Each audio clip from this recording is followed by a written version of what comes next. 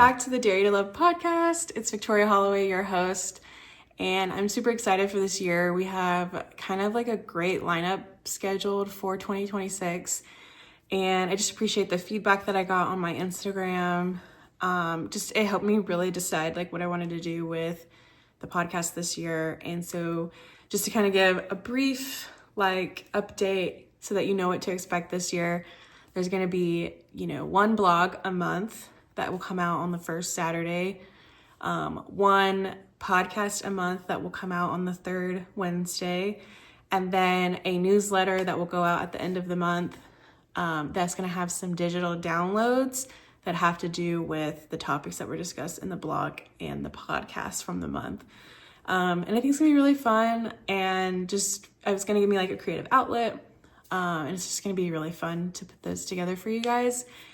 So I'm really excited to kind of kick off the year like this. And, this is like different for me because I'm so used to doing podcast episodes with a guest where I'm asking a bunch of questions. And so really thinking about where I wanted to take this year and trying to define like what did I want to talk about and theme it off of. And really the overall arching theme to my podcast is just giving people an opportunity to share their story, to discuss things, to have conversations, hard conversations. Like it's always been about that. And so this year it's almost like it's my chance to kind of share my testimony, have those conversations with myself. And I get to do it from like the comfort of my own home. And yeah, I'm excited for the year and what this year's going to bring. And if you're, a fan of the show or you've known anything about me, maybe you know me personally, but you know that grief is a huge part of my story. And it's something that I feel I have some input on, and I really feel like I want to help other people through my experience. And there's nothing special to my story or anything that I've done that makes my journey noteworthy, but just to have the opportunity to share what I've been through and how God's brought me through those things, I think is going to be important for me to share, but also important for maybe somebody to hear. Whoever's watching from wherever you are, maybe you're going through something really similar to me. And I want to be the type of person that can share the tribulations and the trials that I've been through, but also share how God has been faithful to me through those things. But I want to be real about it too. I'm not going to sugarcoat anything. And I'm definitely not going to be the type of person to tell you to pray and just hope that it all gets better, because when you've been through complex grief the way that I have, it's very, you're not going to just really be able to pray it away. There's a lot of steps that have to be taken, and it doesn't make you less of a Christian because you don't just have the faith that if you pray, it's all going to go away. And so that's really important to me that I share that with my audience and just make it clear that it's okay to be a human and believe in God at the same time. And I think that's the whole point of this podcast, and really what the whole point of this year is going to be with these episodes that are coming out monthly. It's just sharing that rawness of what it is to be human and a Christian at the same time. So last year in season 3 of the podcast, I had my mom on. We shared a lot about the specifics of our loss. And so you can go back to that episode and watch that one if you'd like. It's available on YouTube. But just to kind of like give a quick debrief so anybody new that's watching can understand where I'm coming from. I went through significant loss between the ages of like 24 through now. There was a 4 or 5 year period where I just was losing a lot of close people in my life. It started in 2020 on my birthday when I lost my maternal grandfather. That was my first big loss, big family loss, but it happened on, my birthday. So there's an added layer of trauma there. The following year, my dad was diagnosed with stage 4 esophageal cancer and wasn't given very long to live, was given a lot of mixed signals from the doctors on his diagnosis and how much time he had and what we could do to help fix it and all these different things. And so there was a lot of emotional trauma there with his diagnosis. A few months after that, my dad was diagnosed in November of 21. In March of 22, my sister passed away unexpectedly in her sleep. She was 16, and we woke up a Friday morning to get her ready for school, or my mom did it rather, and I woke up to my mom screaming. And so there's the trauma of sudden death in my family. 3 months after that, in June of 22, my paternal grandfather passed away. He battled ailments for a while, but that was the first time I actually watched somebody pass away in front of me, and that was it was traumatizing, even though I'm grateful that I was able to be in the room with my family, especially after the loss of my sister. It was just super traumatizing for me. And then in February of 23, a year later, almost a year later to the day of my sister passing away, my dad passed away from cancer. And that would be the second time that I watched somebody pass away in front of me. And all of that happened, very quickly within 3 years of one another. My father also had a business that he ran, and I inherited it. And I currently run that business. And so there's the struggles and difficulties of running an inherited business. It's a male-dominated business as well, so there's some struggles there. So there's lots of complexities to the grief and the trauma that I've been through.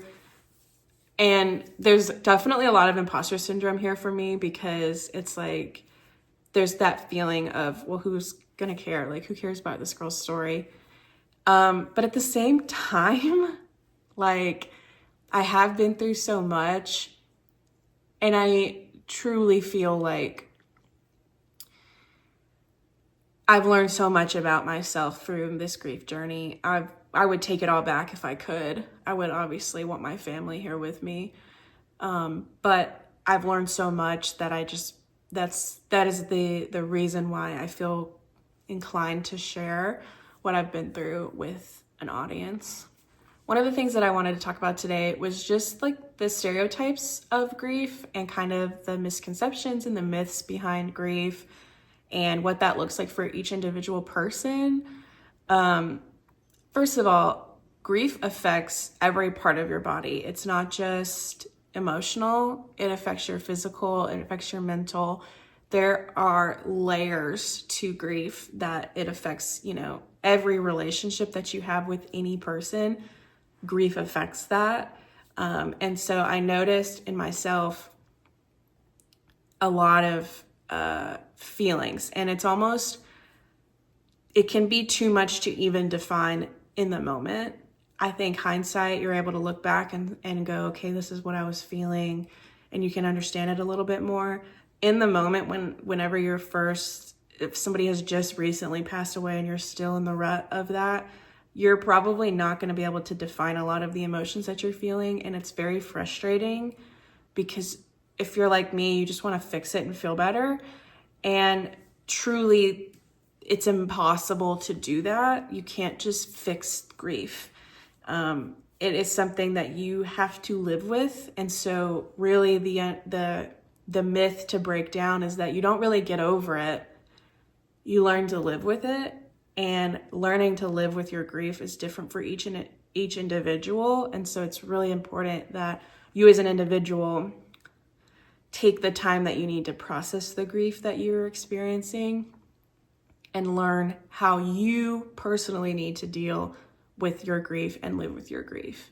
I think, a common misconception about grief is that, after you go through the stages and, a couple months go by, then you're fine. And in reality, as you can see from like the title of this episode, is that the reality is that this is a lifelong journey that you are now a part of. It sucks.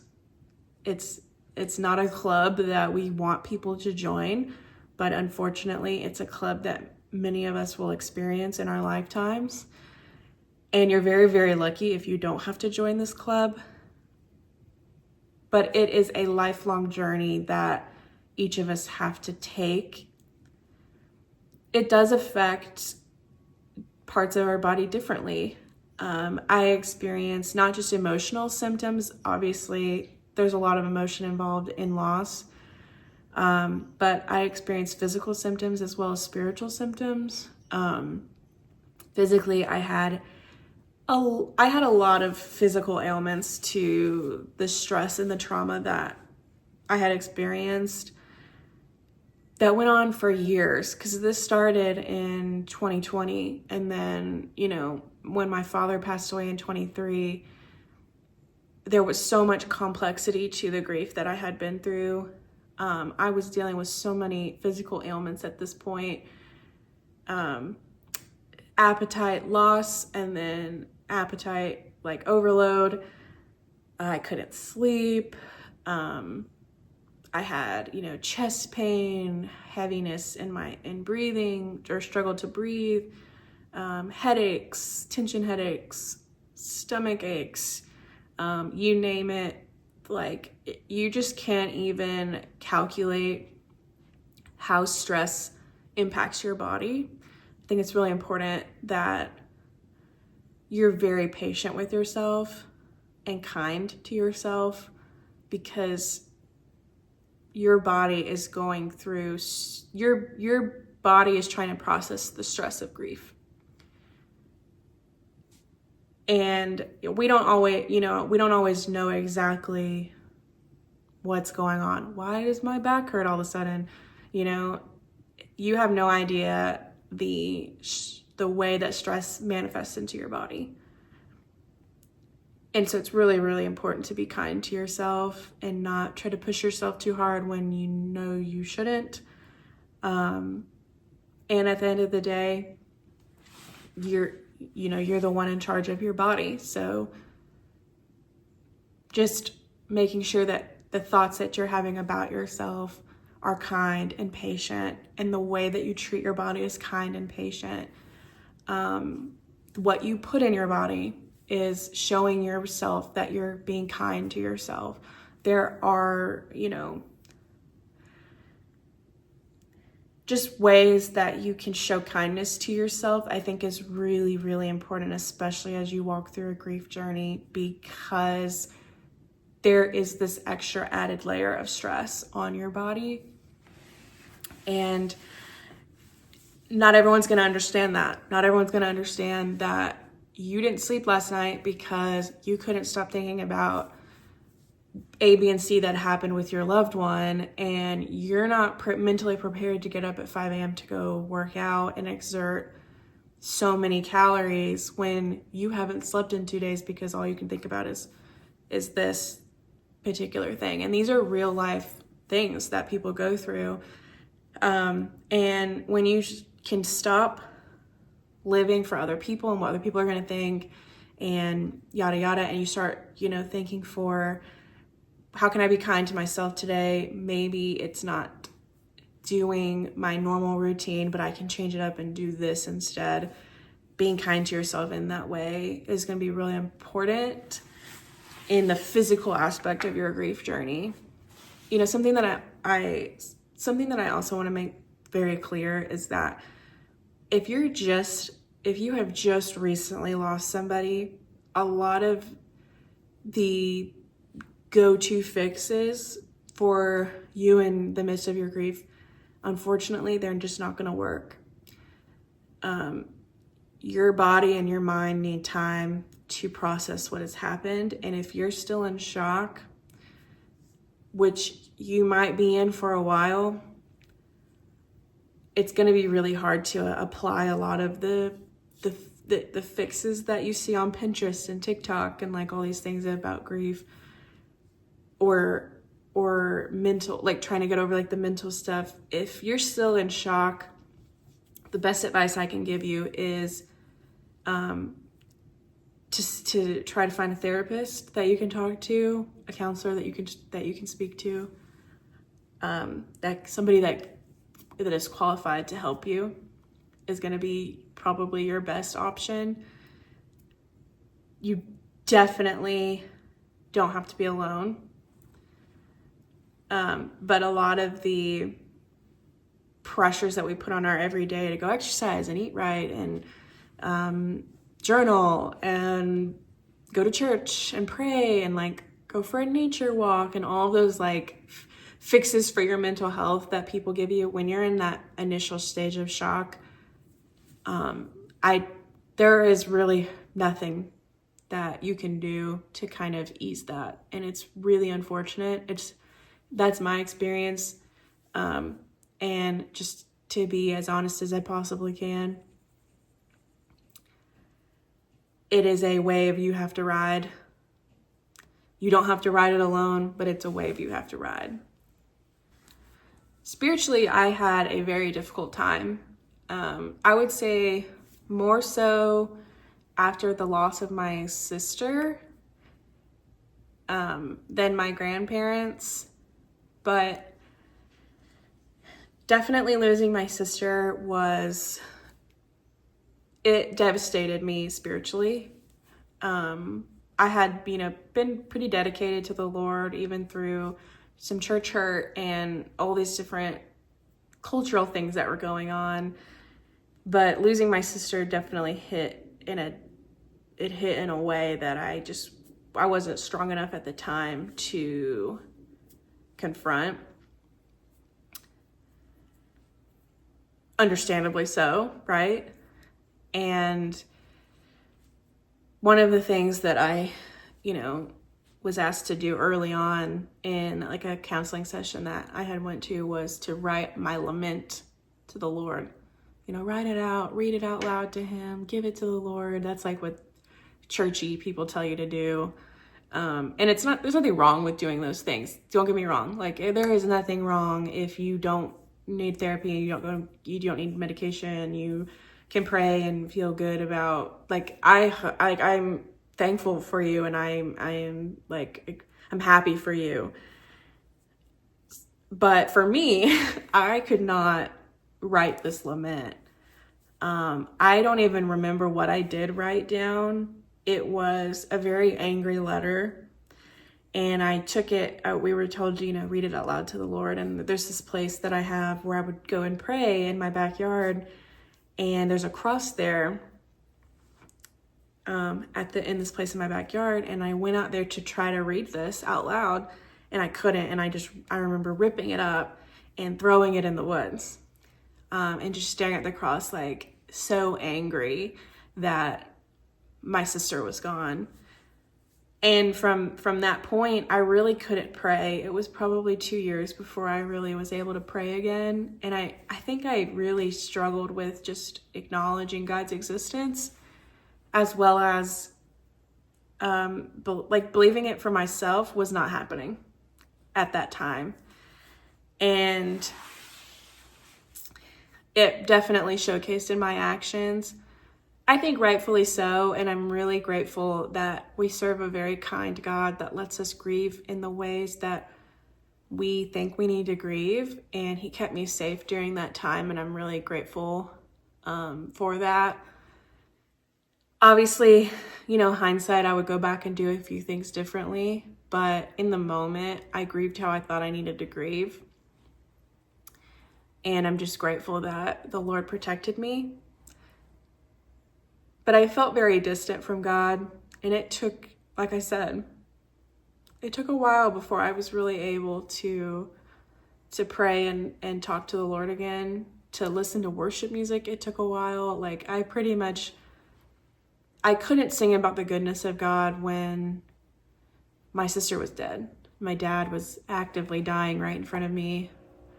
And, we spent holidays in the hospital with my dad and his surgeries. And how could I sing about how good God is when I'm in this place? And I was dealing with so much emotionally that there was just it was impossible for me to, at the time, spiritually rely on God. There was one thing that kept me grounded, and that was that I believed in heaven. And the reason why I believed in heaven, specifically for my sister, during that year in between my sister passing away and my dad passing away, was I just couldn't imagine my little sister, who only lived to 16 and had a limited life because of her disability, not being in a beautiful place where her body was whole and she could do all of the things that her earthly body couldn't. I could not imagine that. And so my belief in heaven is really what kept me grounded to the Lord.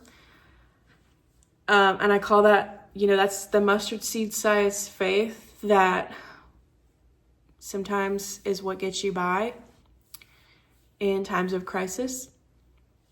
For me, my mustard seed was the fact that I knew my sister was in heaven. And one of the tasks that we were given in counseling as well was to create a new memory of our family member in heaven.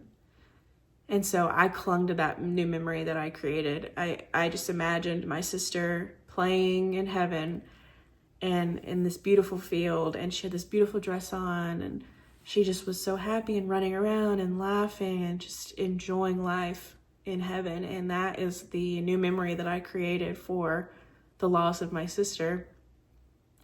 And I clung to that new memory, like nothing else.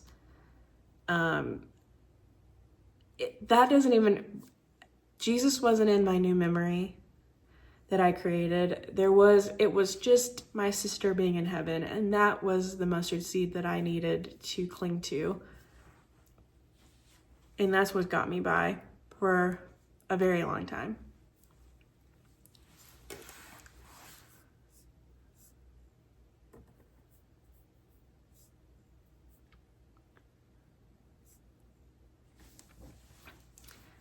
I think when I started to notice that I was healing from grief, not that you ever fully heal from it. Obviously, you're always going to be dealing with the loss and the absence of that person in your life. But I think I knew when I started to get a little bit better was when I started looking forward to things in the future. We had planned a vacation like maybe a year and a half after my dad died. And I was like actually looking forward to going.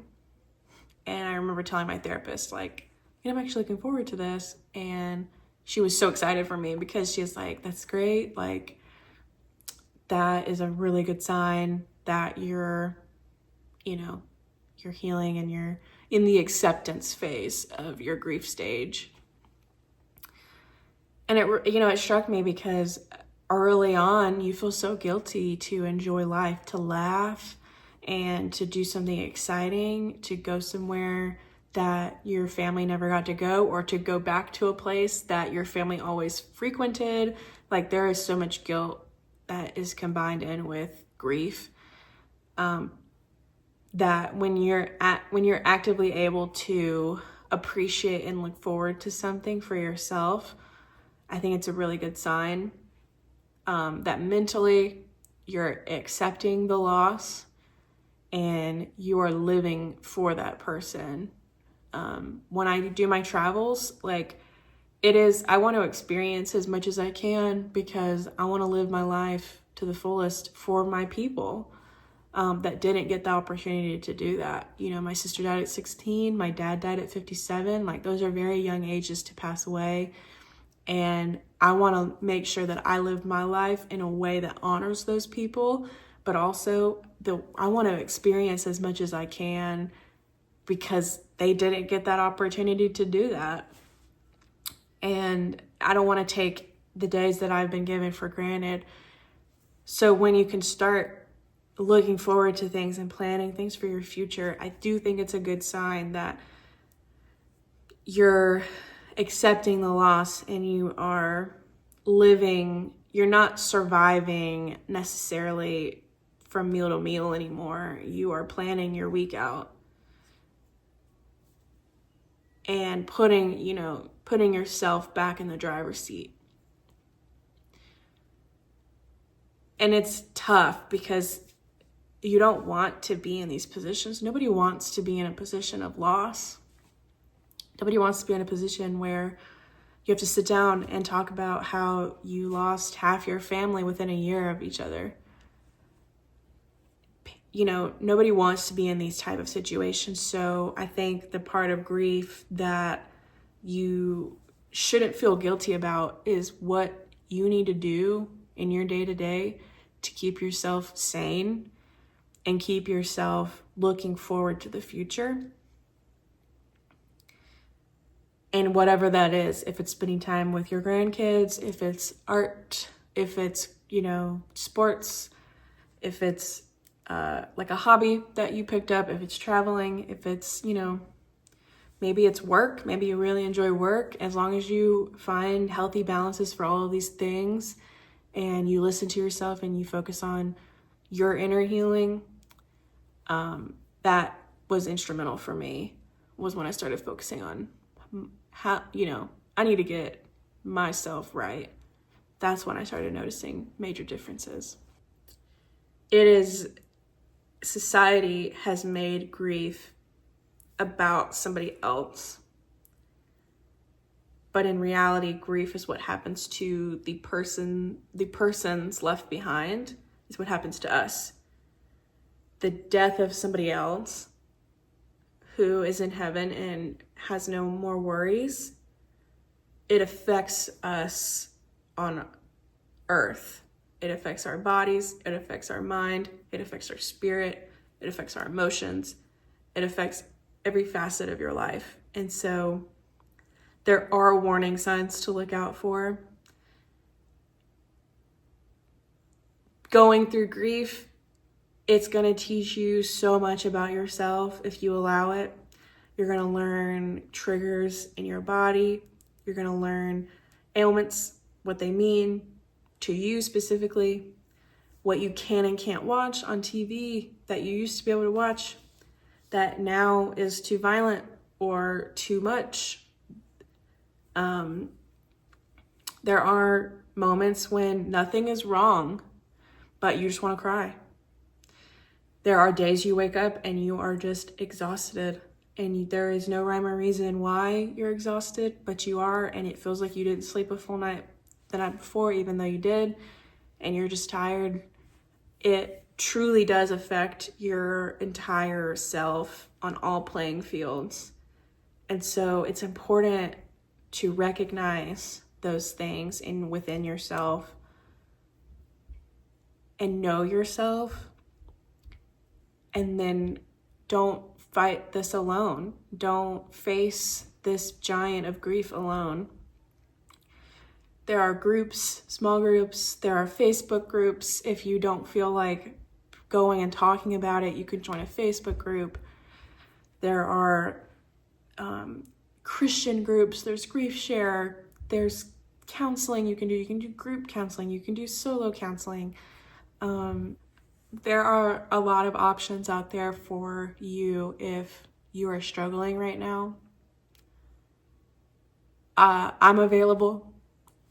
Send me a DM on Instagram.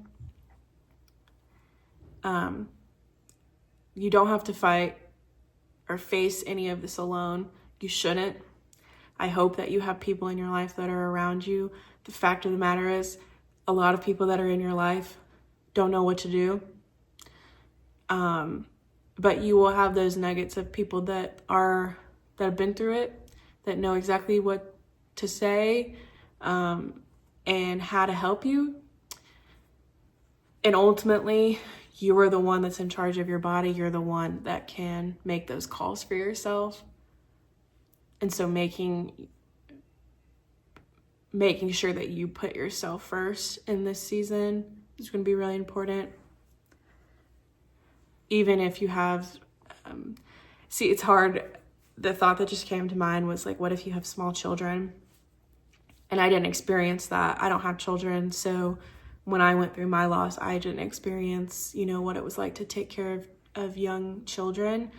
And I'm sure there are groups that specialize in that specifically. And that might be the thing that helps you, is finding something that's specified to you and your type of loss, because they're different. Sibling loss is very different from losing your father.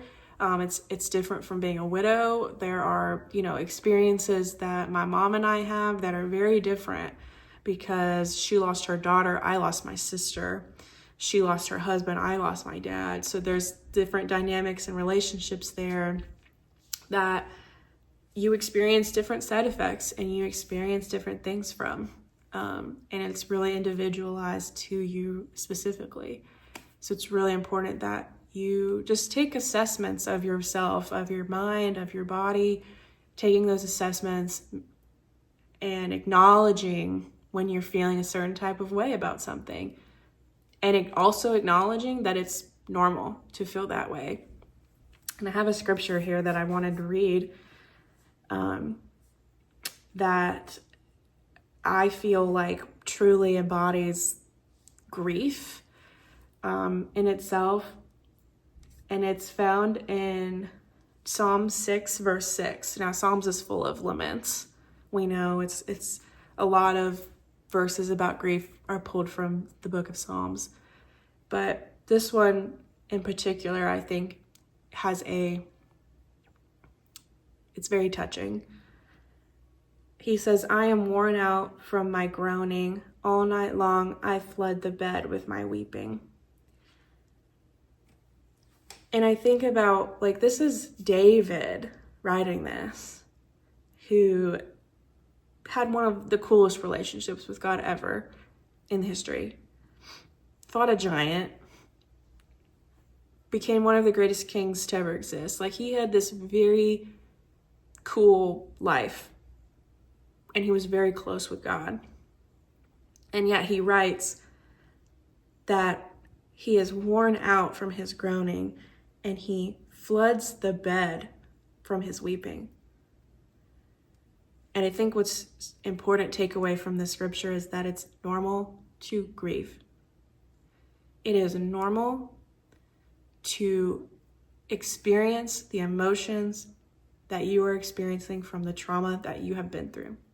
And when you can acknowledge that these symptoms that you are feeling are very normal,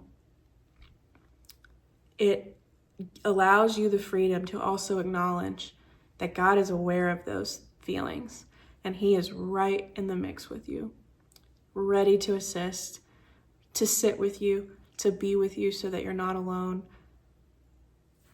The more you'll recognize that you're not broken just because you're grieving in the way that you are.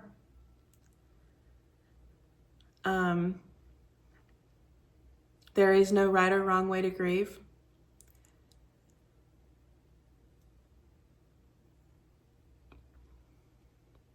And while only you, the individual, will walk through your individual journey, there's a plethora of people that have been through and experienced similar things and can relate to you on a deep, empathetic level.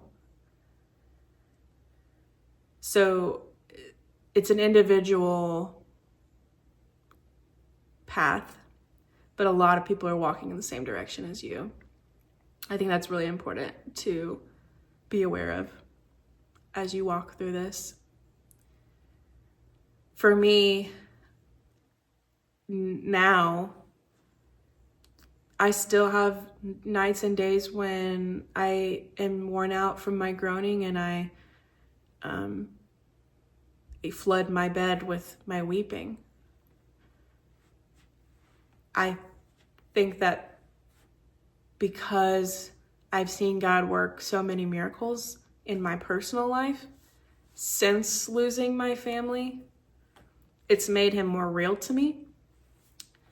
It's not just Dad's religion, but it's mine. It's the relationship that I have built with Christ, but also God the Father.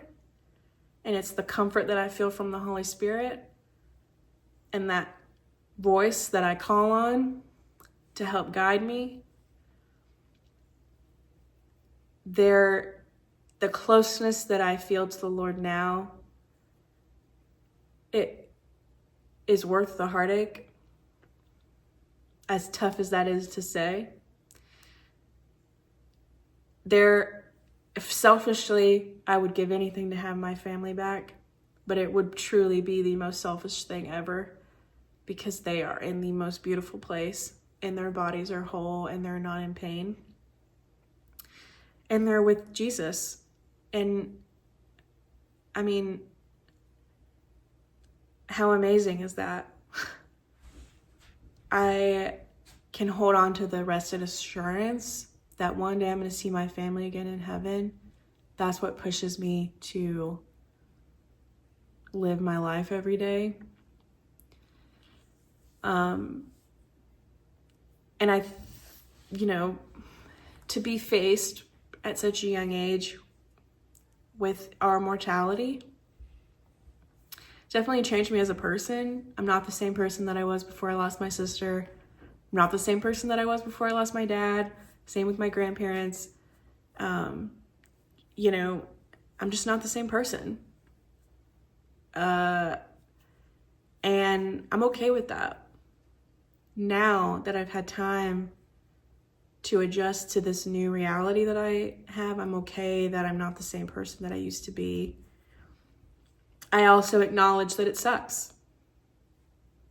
Two very important things for me to acknowledge, and that helps me move forward in life. The fact that I'm able to acknowledge that the two things can be true at once. There are days when I'm like, Lord, I can't wait for you to come back. Hurry up. Take me to see my family. Like, I am ready. And to be young, like to be 28 and be thinking that way feels weird. Like, I never would have thought that before losing my sister and my dad. Like, I would have been like, don't talk about the end times. I don't want to know about that. I want to like live my life and have my own family and do my own thing and travel and do this and that. And there are days when, I'm excited for life and I'm, ready to move on to the next thing. And then there's days when I'm like, Lord, you could come back right now and I'd be just fine with that. Please do. Please come back. And I think that that's just a testament to what grief does to a person and what it does to your brain. I think the biggest takeaway that I would want people to know from my story is that there is hope.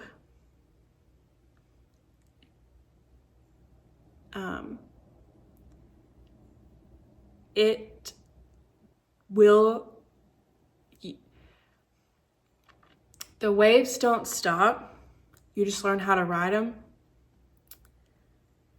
So the waves of emotions and grief don't stop. But eventually you learn, how to get on your surfboard and ride those waves. At first, it feels like you're drowning. But over time, there is hope that you're going to learn how to live for your loved ones, how to live for yourself, how to be healthy again, mentally, spiritually, physically, all of the things. There is hope for that in the midst of the grief that you're in. Two things can be true at once. You can grieve and be sad and feel sorrow for the loss that you've experienced. And you can live a joyful life and experience new things and try new things and live to glorify God at the same time.